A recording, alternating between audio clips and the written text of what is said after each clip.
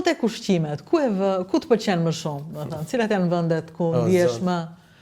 Okej, le të rrim Vlorë, atëherë me që kemi kështu, le të rrim Vlorë, a kupton? Shife, ka ajo që i përket restoranteve, për atë që i përket larmisë edhe cilësisë shërbimit, unë mendoj që me Tiranën dhe Durrësin nuk është e lehtë që një zonë tjetër të bëj konkurrencë. Për atë që është traumatike pothuajse në thonjza për një vizitor që vjen nga jashtë, a kupton, është kjo zona e Fishtës edhe këto të famshmit që s'po ja përmend më emrin se do thonë ç'a keme këta, edhe shumë mirë që na kanë edhe në Tiranë edhe se ke idenë sa. Vinë në Tiranë shumë tuaj, vend për shembull?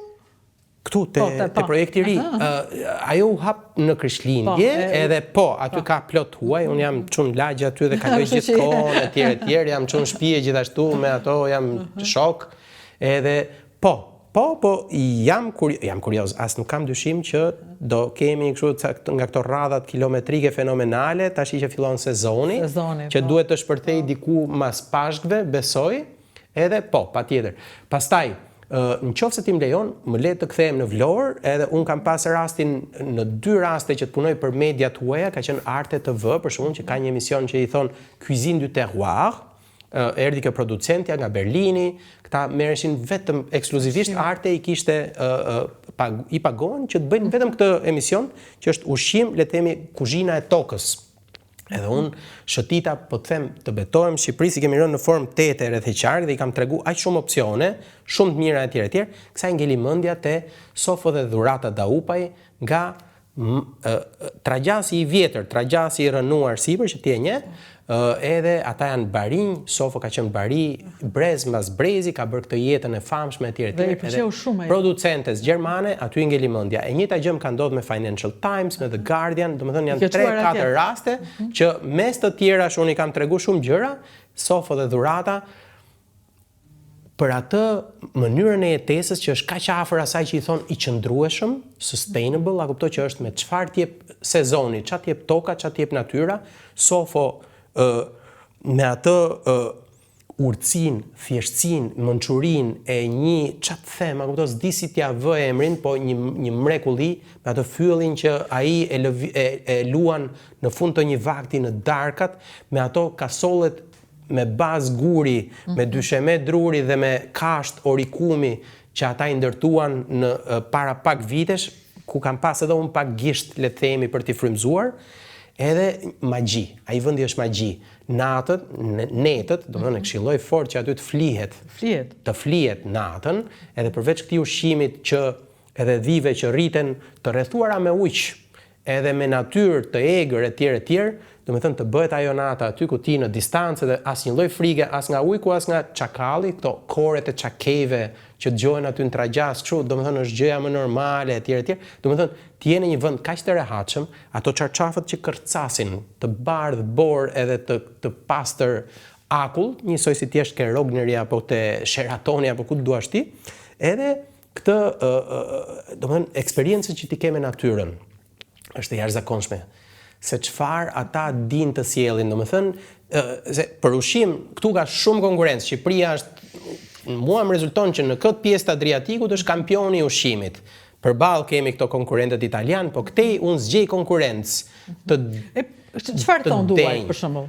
Si e gjejnë ushqimin? Surprizë, zakonisht nuk është kaq e njohur kuzhina shqiptare, nuk kemi ashtu si grekët apo italianët në New York edhe në Londër etj që kjo tjetë masive apo në Paris, por absolutisht këto njerëzit charmohen edhe dallohet për një herë. Zakonisht është audiencë që konsumon ushqim, që konsumon verë, që është e interesuar ke pjesa autenticitetit etj. Për verën tonë, në eksperiencën time, mua nuk më ka lënë në balt kur verrat e Beratit, po dushti përmend emrat. Po patjetër, nuk kemi fare problem. Ky ne jemi super. Atëre, verrat e Çobos mua kur nuk kanë lënë në balt, e kanë kaluar provimin edhe biles me 10 edhe lavdërime, e bardha e Beratit e Çobos për shembull gjithmonë ka qenë surprizë. Nuk jamon në një specialist i madh vere, më shumë prej punës që më duhet konsumoj etj. E bardha e Beratit godet fort, që nëse zgabohem bëhet me këtë rushin pulës. patjetër këto verat e Kalmetit, unë pardje isha në Gjenevë, edhe shkuam aty afër në një nga ato marketet e qendrës së Gjenevës luksoze etj dhe isha shumë i lumtur që të shoh Kalmetet. Ishte Kalmeti? Kalmetet e arbërit që shiten në Gjenevë etj këto e kanë kaluar gjithmonë shumë mirë. Këto të Mërizit, Kalmeti si zonë edhe si rrush autokton gjithmonë ka kaluar shumë mirë. Edhe absolutisht, po verat shqiptare, o hotelier dhe restaurator shqiptar, nëse doni të punoni me një audiencë tuaj, ju lutem shumë përqendrohuni ke vera shqiptare, ke bira shqiptare. Gjithashtu e njëjta gjë vlen dhe për birat shqiptare, Korça, Tirana.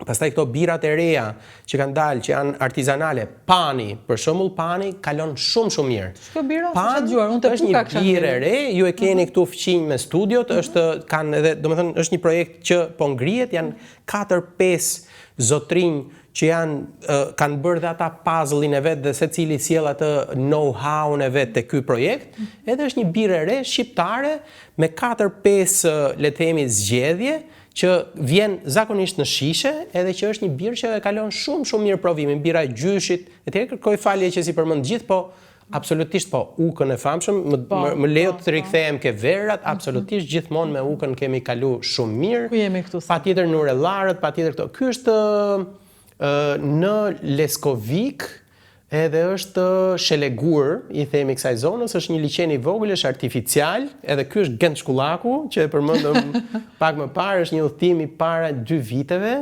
Ne herë mbas here unë organizohemi me shoqërinë ose të gjimnazit, të Tiranës ose të Zvicrës, të Gjenevës, edhe bëjmë nga këto udhëtimet të paktën një në vit, gjithë këto vitet e fundit e kemi bërë, edhe patjetër që Shqipëria është fantastike se na lejon gjithë të larmin, sjellim fëmijët që kanë babin ose mamin tuaj shumë shpesh, edhe që kanë nevojë që të vinë edhe të shohin se nga i vjen origjina, nga i vjen ADN-ja, edhe kalon me shumë sukses.